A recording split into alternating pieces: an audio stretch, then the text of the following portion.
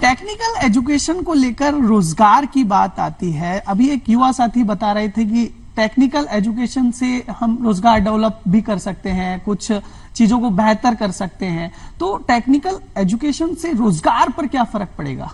जी sir, technical education से रोजगार पर बहुत ज्यादा फर्क पड़ता है, क्योंकि जब हम पहले काम करते थे, काम वही पहले भी होते थे, लेकिन अभी एजुकेशन, टेक्निकल एजुकेशन आने के बाद काम की एफिशिएंसी बढ़ी है, काम की स्पीड बहुत ज्यादा बढ़ गई है, फास्टर होने लगे हैं काम। जिन कामों में पहले बहुत ज्यादा वक्त लगता था, अब वो टाइम हम सेव कर पा रहे हैं। जो टाइम और एनर्जी सेव कर पा रहे हैं, उसको हम ज्यादा और डेवलपमेंट में लगा सकते हैं, ताकि हम ज्यादा से ज्यादा उन लोगों को रिसोर्सेज प्रोवाइड कर सकें जो लोग रिसोर्सेज नहीं ले पा रहे हैं। जैसे अभी सर ने कहा कि बहुत लोगों को रिसोर्सेज की कमी रहती है, तो जब हम काम को फास्ट कर पाएंगे तो चीजें सस्ती होगी, तो हम उन लोगों पे भी ध्यान दे पाएंगे जो इनके पास ये चीजें अवेलेबल नहीं है। तो इससे काम की स्पीड बढ़ जाती है, साथ में एफिशिएंसी बढ़ जाती है। उससे ओवरऑल कंट्री की भी एक बहुत बड़ी ग्रोथ होती है, बल्कि साथ में उस देश की जनसंख्या होती है, उसमें जो बच्चे पिछड़ रहे हैं उनकी भी बहुत ज्यादा ग्रोथ होती है।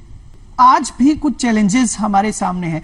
हम अक्सर देखते हैं कि ग्रामीण क्षेत्रों में जो युवा है, जो वहां के लोग हैं, वो कहीं ना कहीं आज भी टेक्निकल एजुकेशन से जुड़ नहीं पा रहे हैं। क्या कहेंगे इसको लेकर? आज जो ग्रामीण युवा है, आज भी वो टेक्निकल एजुकेशन से जुड़ नहीं पा रहे हैं, कहीं ना कहीं इस क्षेत्र में पिछड़े हुए हैं। उन्हें कैसे इसकी मुख्य धारा से जोड़ा जाए?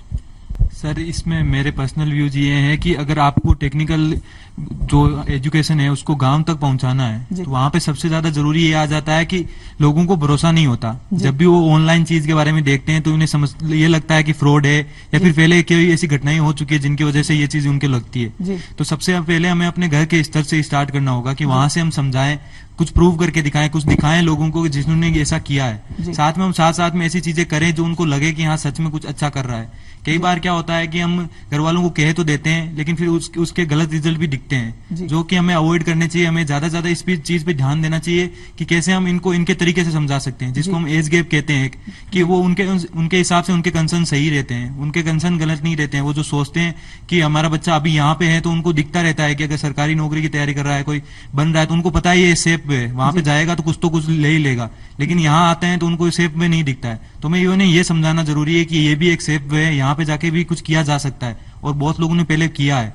अगर आप बैठेंगे और समझाएंगे घर वालों को, तो ये बहुत ज्यादा आसान काम हो जाएगा, मेरा मानना है। क्योंकि हम समझाने की कोशिश नहीं करते, हम बाहर से कहते हैं, लेकिन घर पे जाके हम समझाने की थोड़ी कम कोशिश करते हैं, घर वालों के पास कम बैठते हैं, उनसे लड़ाई के तौर पे ज्यादा निकल जाते हैं कि हाँ ये चीज हम करने नहीं दे रहे हैं, जबकि उनको समझाने के स्तर पर हमें ज्यादा काम करना पड़ेगा। दूसरी तरफ हमें गाँव में जो स्कूल्स होते हैं उन पे थोड़ा काम करने की जरूरत है, क्योंकि वहां पे क्या ऐसा होता है कि बस स्कूल खुल गया तो खुल गया, उन पे ज्यादा ध्यान नहीं दिया जाता।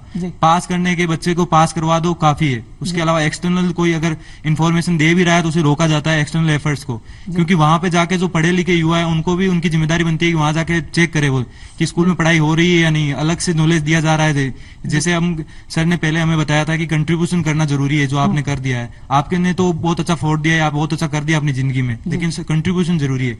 तो सर की कंट्रीब्यूशन वाली बात बहुत ज्यादा जरूरी है कि कंट्रीब्यूट करिए जाके, तब वो एक चीज सुधर सकती है कि अगर जो ग्रामीण में पहले कोई बाहर निकला है और वो कंट्रीब्यूट करेगा जाके, तो ज्यादा लोग एजुकेट हो पाएंगे इसके बारे में।